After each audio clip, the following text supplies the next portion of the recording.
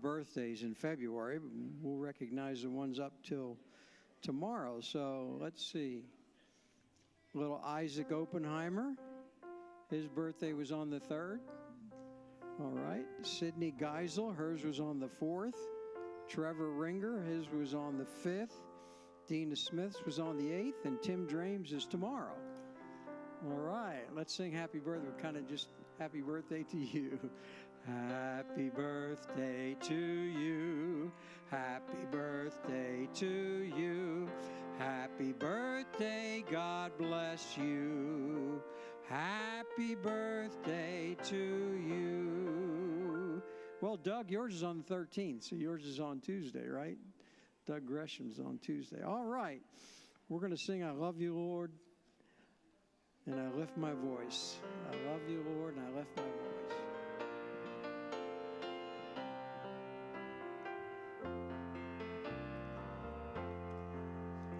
I love you, Lord, and I lift my voice to worship you, oh my soul, rejoice.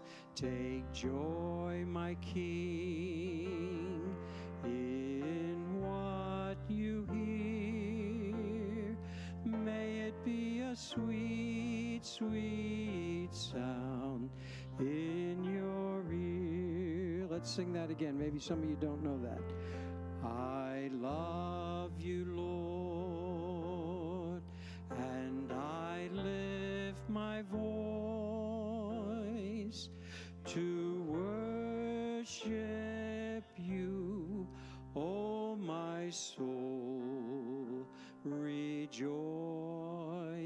Take joy, my King, in what you hear. May it be a sweet, sweet sound in your ear. Go ahead and have a seat. Pastor Webb's coming. And good singing this morning. I think everybody was born in the month of February, right? It's good to see you. Take your Bible. We're going to go to Esther here in just a moment. We're going to go over a few announcements this morning. We have the lesson, I think. If you got those, we'll pass those out. This is just our outline for today. Brother Doug and Brother Charlie's passing those out. But just a few announcements. This week, Wednesday is actually Valentine's Day, and our Kids for Truth is going to have they're going to have a pizza party with ice cream floats and games, and they're looking forward to a great time at Kids Club. So you make sure your young people are here. Start at 7 o'clock. They'll be down there having a good time. You say, I want to join the kids club. This is the week to do it. There's pizza. There's ice cream floats. But you got to help. You got to help, all right? So they're looking forward to that on Wednesday. And then if you have your bulletin, just a few announcements as we look at this. Today, if you were in the Fantasy Football League, we'll have at Miss Lindy's house at 5 o'clock. Just bring a dish to share. That will be at 5 o'clock. Bring a side dish to share there. And then Ladies' Night Out. This is next Sunday.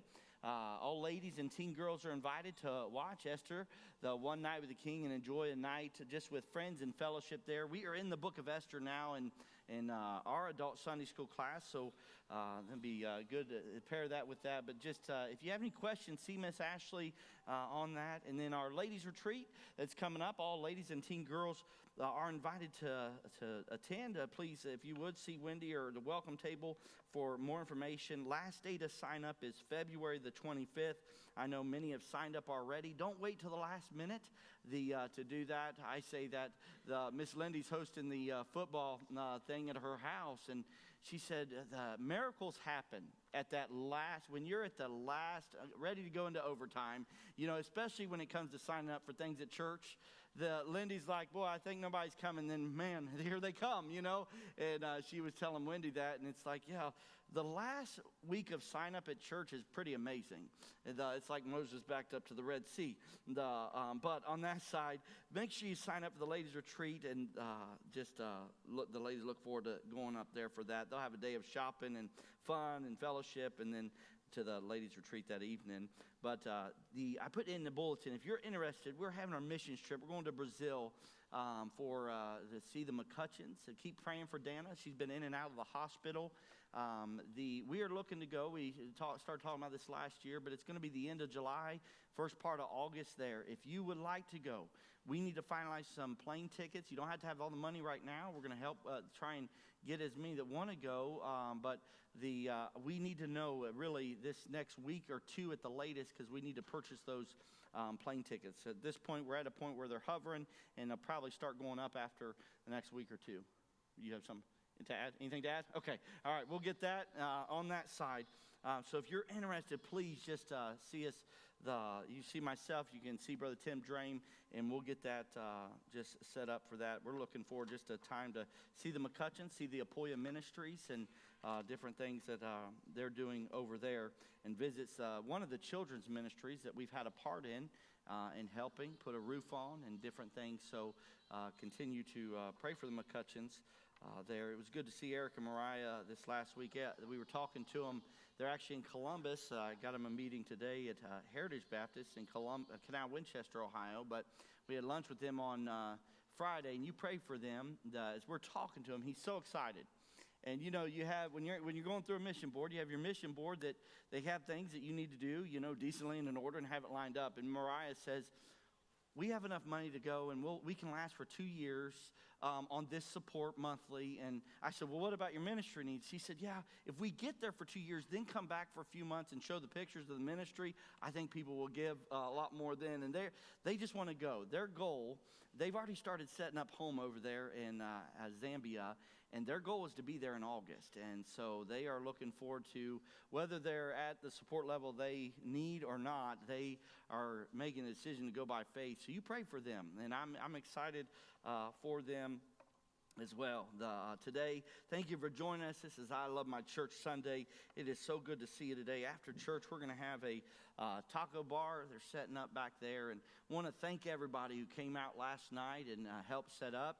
You said I wasn't able to be a part. That's okay, because right after the service, we're going to have a special teardown.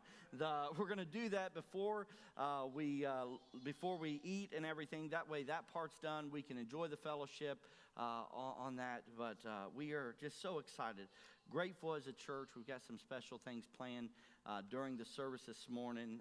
So I'm looking forward to that. If you have your Bibles this morning, go to the book of Esther.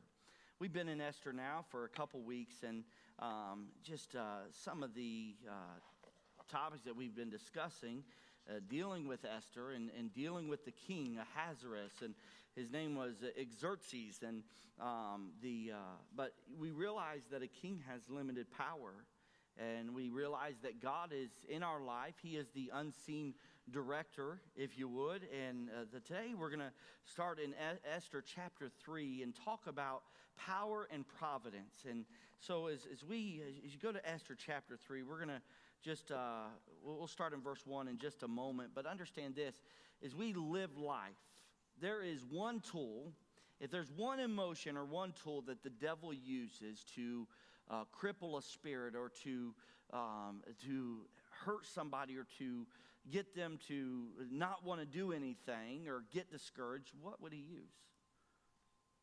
The emotion of fear. Fear is one of the most crippling emotions that we can experience. Sometimes following the will of God for our lives is terrifying. It's not a matter of, you know, if everybody followed God's will for their life, everybody would be doing it if it was easy, but it's not. Sometimes it takes faith, and with Esther we see this. So go to Esther chapter 3. We're going to just start. I want to encourage as you follow God's will for your life and his leading, to do it even when it feels intimidating. You know, understand that God puts people in certain positions because of his plan, not our plan. And we can rest in the confidence that God is the one who will provide what is needed to accomplish his will. Grab your Bibles. You're going to need them this morning. Esther chapter 3. We're going to start reading in verse number 1, and we're going to read through verse 12, kind of give the outline of this. It says, "And these things did King Ahasuerus promote Haman, the son of Hamdatha, the Agathite, and advanced him, and set him above, set his seat above all the princes that were with him. And all the king's servants that were in the king's gates bowed and reverenced Haman." Now understand, Haman was just a guy in the leadership there, but we're going to see some things about him. It says, "For the king had so commanded concerning him, but Mordecai," remember this was Esther's cousin, "bowed not, nor did him reverence." So let's stop right there, verse number 2, and we'll come back to that. Let's start with Esther. And remember, there was the captivity where they were taken away and some were left in Jerusalem. And then Persia, the Persian Empire, kept growing to the point where Persia is now the world leader. They are the largest landmass. They're the largest empire at this time, the Persian Empire there, if you would. And so now the Mordecai, one of those in captivity, are now in Persia. He's there with King Ahasuerus, who, by the way, King Ahasuerus was a wicked king, and we're going to go through this progression here a little bit. King Ahasuerus was married to, anybody remember his first wife's name? Vashti, all right? So Vashti was the first king. And so, he liked to brag about what he had. So he started in chapter 1, he started putting on these feasts. And so he put on these feasts, and the women had their feasts, the leaders had their feasts, and then the chief and the chamberlains and all of them with the king had their feast. And so there were 3 different feasts going on there in chapter 1. But what we see here is as they are doing this, they are drinking for several days. And so as they drink the alcohol and they're getting drunk, and now all of a sudden we find ourselves at a point where they're drunk, bad decisions are going to be made. You say, why? In dealing with alcohol and dealing with things, you say, boy, is alcohol right or wrong? And looking at the scripture, the result of what alcohol causes and the judgment that is tainted by our decision making is never a good thing. And so King Ahasuerus is here. And he is now trying to make some decisions. So what he does, he wants to show off his wife. He's showing off his palace. He's showing off his riches. He's showing off everything that he has. So you know what he says? He says, hey, go get Vashti. Get my wife and bring her out here. I want to show her off to everybody. And good for Vashti. You know why? Because she said to the chamberlain, I'm not coming. When everybody else would say, oh, whatever the king says, let's do it. When he says, I want to parade her out and I'm going to do this, she said, no, I'm not coming. Why? They were in there. They were drunk. They were making decisions. And he said, bring her out. And she said, no. So now all of a sudden he makes a decree. You know what he says? He says, I'm going to get another wife. He said, Vashti, I'm done with you. I'm going to get a wife. And the Bible says that he said, I'll pick one that is better than you. So now that's chapter 1. We see that happens. And as he decides and makes this emotional, drunken decision, I'm going to do that. What happens in chapter 2, they're going through this progression there. But then the Persian Empire goes to war with who? Greece. They go to war with Greece. So now the Persian Empire is at war with Greece, and King Ahasuerus, they're winning the war and everything's going good. Man, he was the most powerful empire in the world. Nobody could stop him. 127 provinces. And now he's winning the war, but then it starts to change. It starts to change because now he starts to lose. And so he's already discouraged because his wife didn't listen to him, and he's going to replace her. But then in between chapter 2 and chapter 3, there's about 3 years that have gone by. So now King Ahasuerus is losing to Greece. He's defeated. He has to come back home to Shushan the palace. So he comes back home to Shushan. He's defeated. And then he remembers, I don't have a wife. But when he made the decision to get another wife? When he gets drunk with the same guys he got drunk with when he got rid of Vashti as his wife. So he goes back to these same counselors and he says, what am I going to do? And so they come up with this idea. They said, and this will tell you how wicked of a king he is. They said, you have 127 provinces. Let's go and find the ones that are fair, that are beautiful and that are virgins, that are not with child. And could you imagine getting a letter from the king and the chamberlains are going out into these 127 provinces? You didn't have a choice. You know, I love it. I mean, young people today, imagine young ladies, you have a daughter, and imagine the president sending out the cabinet to come and say, hey, your daughter is now property of the United States of America. No, the fight is on, oh Christian soldier, right? You say, why? Because you can't take that away. Well, in that time, this was a time where the king, what he said, it went. Whether he passed a law, it was settled. It was done. So now all of a sudden, he's drunk again. He starts making some decisions with these guys. He says, okay, go and get these girls. And so he did. The problem is he looked for one thing. He looked for them to be fair. You know, their only qualification for them to come into the king's harem, if you would, was that they were beautiful. Boy, isn't that the way the world is today? It's like, boy, if they look good, then they must be good. And I tell you, I would rather have the person that I'm in love with be a good person than look good and be an evil person. You say, why? Because God is concerned about the character of the man, not the man as a character. I just made that up. You might want to write that down. God is more concerned about the character of the man than the man as a character. You say, why? Because now all of a sudden they're going out and they're looking for these beautiful girls to bring back to the king, and they had to make sure that they were without child. So then they bring them back. How long a time is it before they can come before the king? 1 year. They took 6 months to make sure they were purified, to make sure that they were not with child. And then the next 6 months before they had their one chance to be before the king, you know what they did? They made themselves beautiful. They just imagine taking 6 months to get ready. Guys, you think you have it bad? Yeah, 6 months. We talked about how the cosmetic industry last year in makeup, they sold over $49 billion in makeup. 6 months, though, to get ready, that might be a little extensive. But they had one shot to get before the king.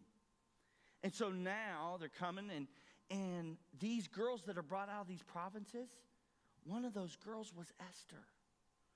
Esther, at a young age, you talk about somebody, Brother Trevor, just this year, he's having, man, it's like one thing after another. And you know, you pray for the ringers.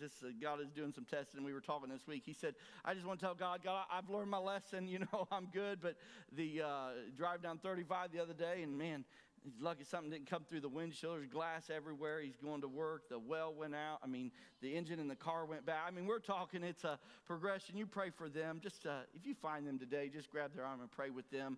But we were talking, and it's a matter of as you look at things in life, you think, man, that's bad, right? Things are spiraling. But Esther didn't have a good life. Esther, at a young age, lost her parents. I'm not talking about they moved somewhere. I'm talking about she was an orphan. She didn't have a home, and there was her cousin by the name of Mordecai who said, you know, I'll adopt her. I'll take her as my own. And he did. And he raised her. But he told Esther as he raised her, do not let anybody know that you're a Jew. And this will play out later on. We're going to learn today about the Amalekites and about King Saul and the lineage of Mordecai. So now they're there. And now Esther's been brought into the palace. The Mordecai, he sits at the king's gate.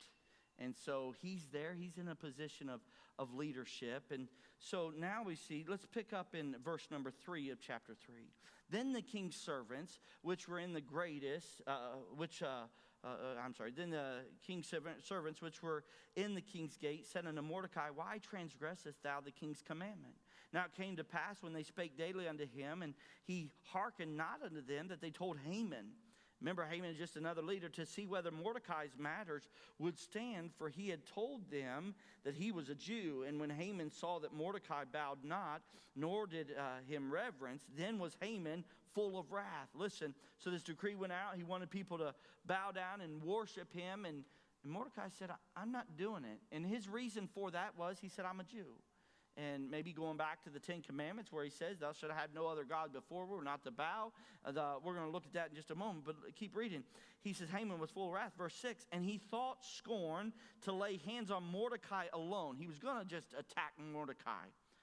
for they had shewed him the people of Mordecai. Wherefore Haman sought to destroy all the Jews that were throughout the whole kingdom of Ahasuerus, even the people of Mordecai. So in the first month, that is the month of Nisan, in the 12th year of the king Ahasuerus, they cast the lot before Haman from day to day, and from month to month to the 12th month, that is in the month Adar. And Haman said unto King Ahasuerus, this is a certain people. Now listen, now all of a sudden they cast lots.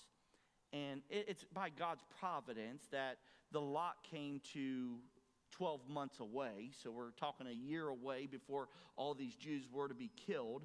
But it says this, and Haman said unto King Ahasuerus, there is a certain people scattered abroad and dispersed among the people in all the provinces of thy kingdom, and their laws are diverse from all people, neither keep they the king's laws. Therefore it is not for the king's profit to suffer them. If it please the king, let it be written, that they may be destroyed, and I will pay 10,000 talents of silver to the hands of those that have the charge of the business. Look at this, to bring it into the king's treasury. What's he doing?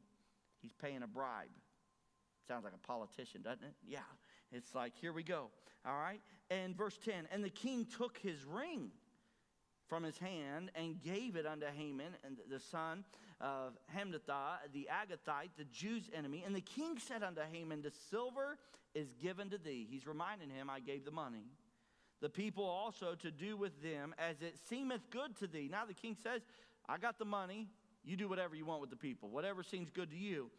Then were the king's scribes called to the 13th day of the first month, and there was written according to all that Haman had commanded unto the king's lieutenants and to the governors that were over every province, and to the rulers of every people of every province according to the writing thereof, and to every people after their language. In the name of King Ahasuerus was it written and sealed with the king's ring. And that's where we get today. If you graduated from college, I used to have a signet ring that I wore from college, you know, and that signet, really, kings would use that, and they'd take it and stamp it in wax, and then they would seal it, and that's what he did here. When you had the ring from the king, you had full authority to do whatever the king would do, and so you had his authority. So, as we look, we're going to go through this. At the beginning of chapter 3, we're introduced to Haman. Haman is positioning for power. As you look at Haman, I wrote down, Haman is a drama mama, okay? You say, what do you mean? He craved power. He craved attention. He wanted to be the king's favorite. Not only that, he had selfish ambitions.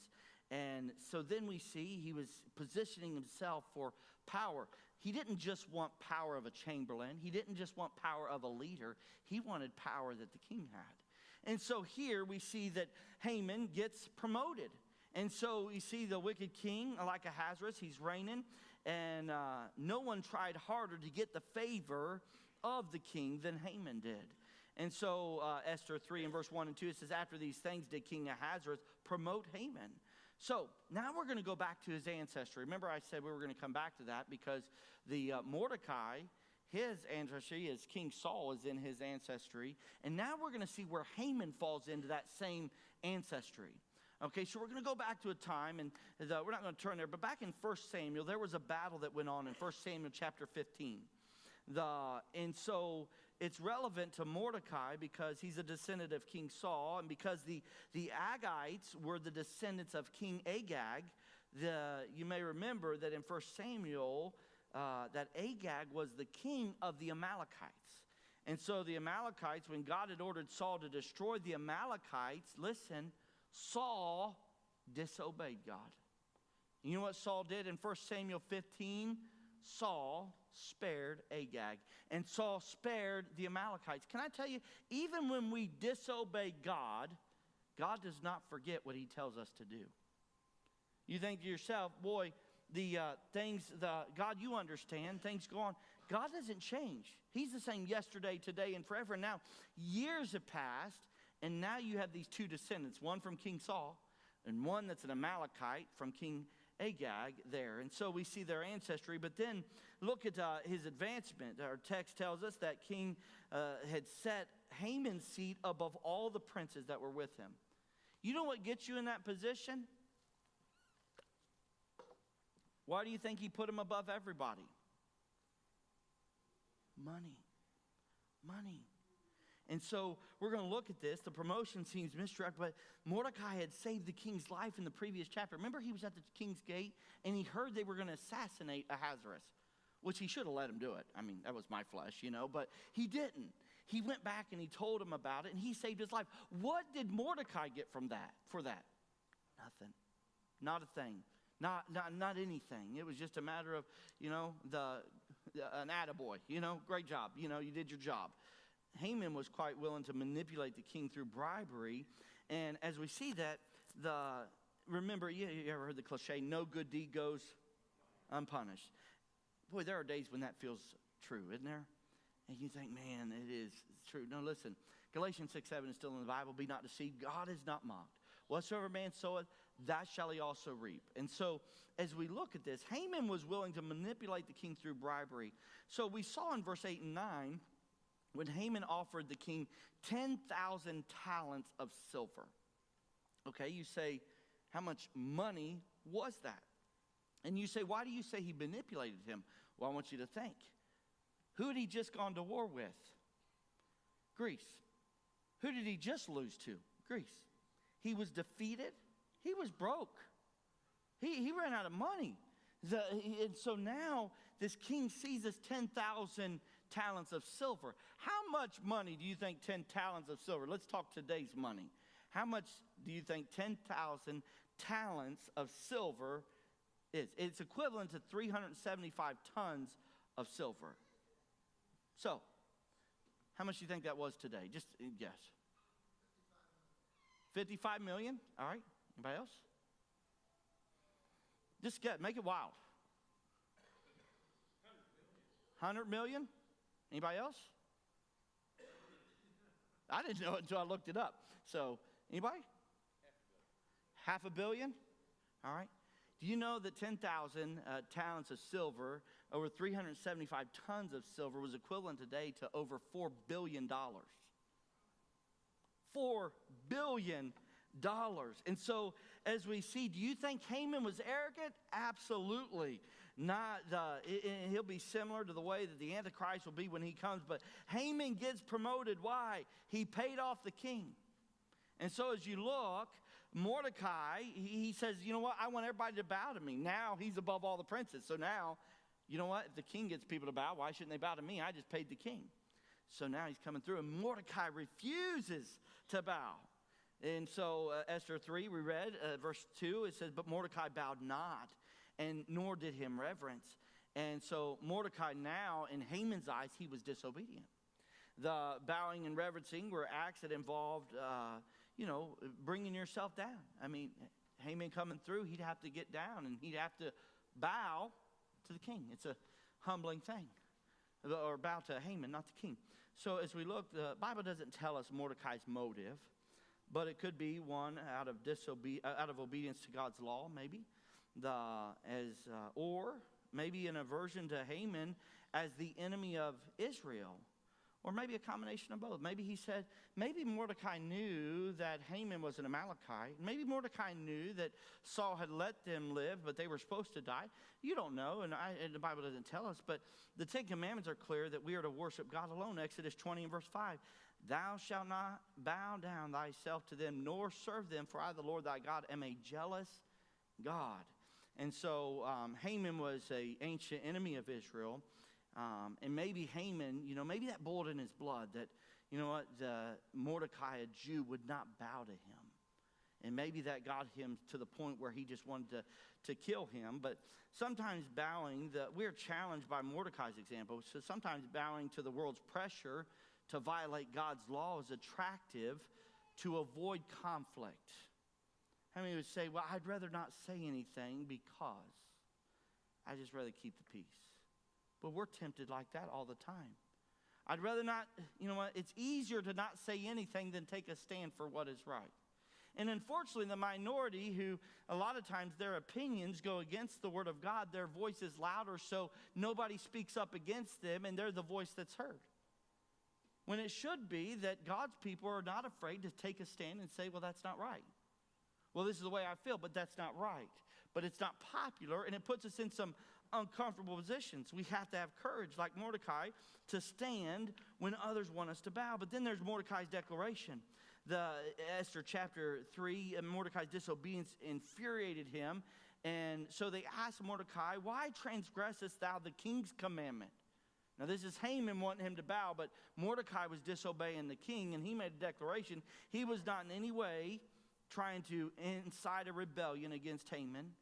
And I thought this was very valor of Mordecai. And it's very important to pay attention to this part. Because a lot of times when people want to cause trouble, you say in the name of doing right, they rally a crowd around them.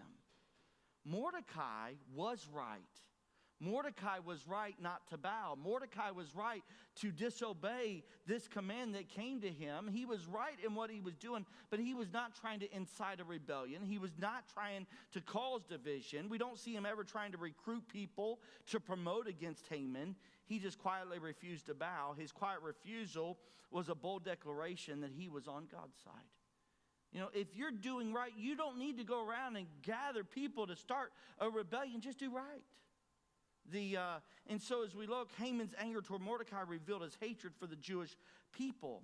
You see, understand this. You could go back to World War II and you could look at Adolf Hitler when the genocide of the Jewish people happened during that time. The enemies of God, listen, have tried for years to eradicate Israel and tried to eradicate God's chosen people, but they have never succeeded. Hamas may be wicked as they are, but they will not succeed against God. And, you know, that's why it's important you say, we stand with Israel, and we stand with that strip, land of people, of God's chosen people that are there. They are the promised people, and we are the adopted as Gentiles. You know, we have Jews and Gentiles, and we come together. We're going to be talking about that in the sermon this morning in Ephesians, where there's these two group of people, and they come together under one community. But we see this, nobody's going to withstand or stand against God and succeed. Why? We've read the end of the book. Everything's going to be okay. So we see this. He was positioning for power, but then the plot of Haman, if you would. The vengeance on Mordecai alone would not be enough. He wanted to eradicate all the Jews. So remember, we read that he wanted to do it to him alone, but then he decided, no, I'm going to kill all of them. And I jotted this down. People always take their wrath out, listen, on people's family when they can't get to them. Why do you think when somebody can't get to you, they go after your kids? Why do you think when they can't get to you, they go after your spouse? Why do you think that is? Because they know that if they get to your family, they'll get to you. It's a danger zone to be in. You say, why? Because we've got to be careful that when we get disgruntled or we get aggravated or we get that hatred inside of our heart, and you say, well, I'm just so angry at a person, instead of going after their family, go to them. Go to them and say, man, I'm struggling with this. I'm having a hard time. Why? If not, you will find yourself in the same position that Haman was. In Esther chapter 3 and verse 5, it says, and when Haman saw that Mordecai bowed not, nor did him reverence, then Haman was full of wrath. And your anger just doesn't stop. And now when you see that person, they rub you the wrong way. And now when you see their family, they rub you the wrong way. You say, why? Because our spirit is not right within inside of us. And so as we look at this is the plot. So then Haman comes up with this proposal. All right? Haman wasted no time in plotting against the Jews' destruction. And they cast lots. We saw that. And God put it out 12 months. We were explaining that. But Haman did not name the Jews. Remember, Haman used bribery to get his way. And so as we look, as rich, when Haman wanted something, he was willing to pay an exorbitant price to get it. Okay, I'll give you an example. When folks get to the point where they're making money, but then they become rich, there's a danger in this. Because what happens is the Bible talks about charging the rich in a certain way for the rich to live. But as a rich man, you know, if you talk to a rich man, and you ask him, well, how do you make things go away? 9 times out of 10, their answer will be to you, just throw more money at it. If you throw more money at it, it will go away. And that's the thought that Haman had in him. I'll pay all this money. This king will never, ever do anything against me. But the king was only in charge of his kingdom. God was the unseen director behind the scenes. And so now Haman made this proposal, and blinded, listen, by love for money, the king made a decision. And he granted Haman his proposal and gave him his ring to carry out his plan with the king's authority. And realize, under the Medes and Persians, when a Persian king made and signed a law, it could not be altered and it could not be taken back. It couldn't be rescinded. This was known as the law of the Medes and Persians. And so now, we know this from history. King Darius of the Babylonian Empire, when Daniel he would pray 3 times a day and wouldn't listen to the king, he couldn't take it back. He ended up, and what did God do? God protected him by not allowing the lion's mouth to open, and God looked out for him. But Darius couldn't take it back if he wanted to. And so Haman saw the king's permission as a major victory. You see, no king, no nation, or confederation of nations, listen, can attack Israel without suffering the consequences of Almighty God. Can't do it. So, to Haman's own detriment, he became one who cursed Israel, listen, and it would bring him down. You say, why? Because Genesis 12:3 is in the Bible. And Genesis 12:3 says, and I will bless them that bless thee, talking about Israel, and curse them that curseth thee, and in thee shall all families of the earth be blessed. Who is speaking there? God is. God is making a promise, and he's making a covenant. He said, I will bless them that bless thee. You say, why do we stand with Israel? Because we stand with God. And when God says, I'll bless them, you know why America is a blessed nation? Is because we stand with Israel, because God promised to bless those that stand with Israel. Now, as that turns, and America turns its back on Israel, God will turn his back on America. Not just because we're American and we're turning our back, no, but because he made a promise, and he said, and I will curse him that curseth thee. So we'll go from being a blessed nation to a cursed nation if we turn our back on Israel. And so, meanwhile, the king brought in his scribes to record the law and his messengers to proclaim it throughout the kingdom. So now they're making this into law. In verse 13, the Bible says this. We're going to wrap this up for today here. It says in chapter 3, verse 13, and the letters were sent by post into all the king's provinces to destroy, to kill, and to cause to perish all Jews, both young and old, little children and women, in one day, even upon the 13th day of the 12th month, which is the month Adar, and to take the spoil of them for a prey. The copy of the writing for the commandment to be given in every province was published to all the people, that they should be ready against that day. He said, you're going to die in a year, 12 months, you're going to die. Start getting ready for it. And now we're going to pick this up next week. But what we're going to see here is Mordecai. You say, what do you mean when they go after your family, they'll get to you?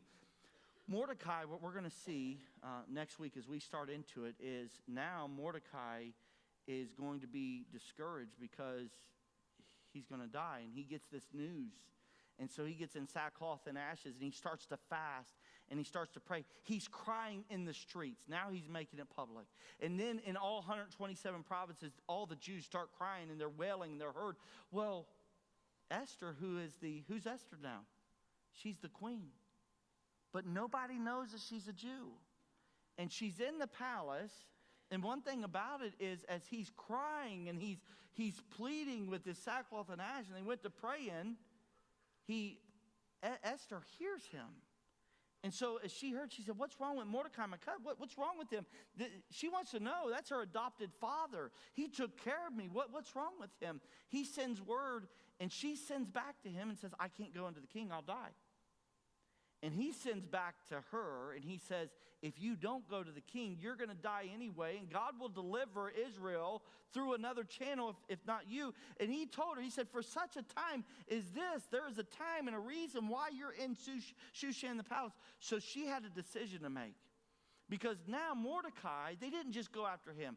I believe if it was just Mordecai that Haman came after, Mordecai would have had the same resolve that Esther did, and if I perish, I perish. Because that's what happens with Esther. Now all of a sudden, he comes after he comes after the Jews, and Esther sends back to Mordecai, and this we'll pick up next week. When she sends back, She says, I'll go into them. If I die, if I perish, I perish. She said, but I'm going to do it. And we'll see when she goes into the king what happens. But don't miss Esther's story of God's redemption to Israel. This all goes back. It's not just about a story of Esther. This goes back to God's redemption story with Israel and the Amalekites and how that ancestry, God doesn't forget. And be not deceived. God is not mocked. And God, listen, God's not going to throw money at it. That's not how he makes problems go away. You say, why? He's God. He's the one who gives us what we have. And there's nothing that we can throw at God to say, hey, God, I want you to hold me in your favor. There's no amount of money. There's no amount of possessions, no amount of things that we can convince God to put us in his favor and allow us to live like we want. That's not true. And so with that, understand, you may be Esther today. You may have had a bad childhood and you may have had loss in your life. And now you're in the palace and you're in a position where, man, everything's falling apart. But I've got to make this decision. I'm fixing to lose everything that I have to make the right decision. Or maybe you're Mordecai. And maybe your life is in the doldrums and you're crying and you're sackcloth and ash and you're praying and saying, God, please put it back together. Or maybe today, maybe you're Haman. Now, Pastor, you don't understand. Somebody has hurt me, and I can't stand them. I can't stand their family. Every time I hear their name, every time I see them, it hurts me, and it drives to my heart, a stake inside my heart, and there's right there. Where are we at today? Maybe we're King Ahasuerus, and whatever people can do to buy us off, they can change us. And it's important as leaders that we don't look for those that come with money to throw at you or things or gifts. Paul was very careful about that. He didn't want to be bought. He didn't want to be where you'll call it back to him again. He said, I'm going to stand with this right here. The Bible says it's right, it's right. If it says it's wrong, then it's wrong. And this is the rock that we have. And I want to challenge you because this is the rock that you have. We have the same. And we get challenged every day to do what's right. And we get challenged every day to do what's wrong. I challenge you, wherever you're at, Haman, Mordecai, Esther, Ahasuerus, find God in your story and say, God, I'm going to do what's right. Lord, I love you. I thank you so much, Lord, for Esther. I thank you for, God, revealing yourself to your people and always protecting them. And God, when I became a child of yours, you protect me and you look out for me. And I pray that we'll have the resolve to stand for right and realize, God, that you're in control. We love you. Thank you for our church. Lord, help us to enjoy our fellowship time together. Challenge us from your word and the service.